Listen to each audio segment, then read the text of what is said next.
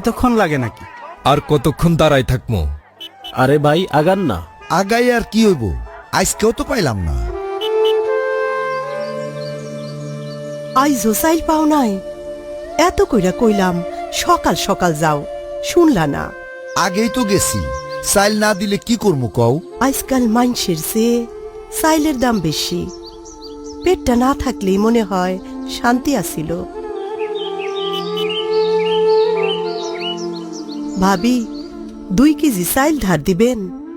আইজো চাইল পায় নাই, চাইল পাইলেই ফেরত দিয়া দিমু। আরে এটা কোনো বিষয়, দাঁড়ান।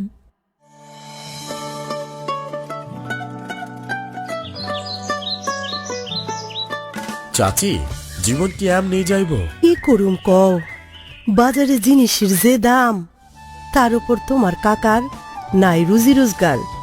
কেউ কি আর আমাগো নিয়া ভাবে? ভাবে তো। তারেক রহমান বিষয়টা নিয়ে ভাবছে। সে বলছে আগামীতে বিএনপি সরকার গঠন করলে ঘরে ঘরে ফ্যামিলি কার্ড দিব। ফ্যামিলি কার্ড দিয়া কি হইব?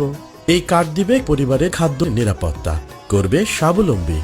ফ্যামিলি কার্ডের মাধ্যমে দেশের প্রতিটি পরিবার পাবে প্রতি মাসে 2000 থেকে 2500 টাকার খাদ্য বা আর্থিক সহায়তা, পাবে চালসহ নিত্য প্রয়োজনীয় পণ্য।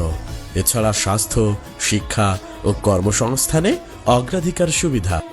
এত কিছু এখনো শেষ হয় নাই তো। আসলে এটা হইল নারীর স্বাবলম্বী হওয়ার নিশ্চয়তা।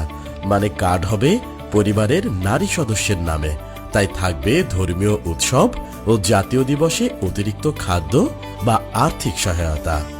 আগামীতে বিএনপি সরকার গঠন করলে পরিবার ভিত্তিক সকল নারীদের হাতে একটি করে ফ্যামিলি কার্ড দেওয়া হবে। ফলে প্রতি মাসের বাজার পৌঁছে যাবে প্রতিটি নাগরিকের দোরগোড়ায়। ক্ষুধা নয়, সবার জন্য নিশ্চিত হবে খাদ্য নিরাপত্তা। আগামীর বাংলাদেশ গঠনে এই অঙ্গীকারের অগ্রপথিক বিএনপির ভারপ্রাপ্ত চেয়ারম্যান জনাব তারেক রহমান। সবার আগে বাংলাদেশ।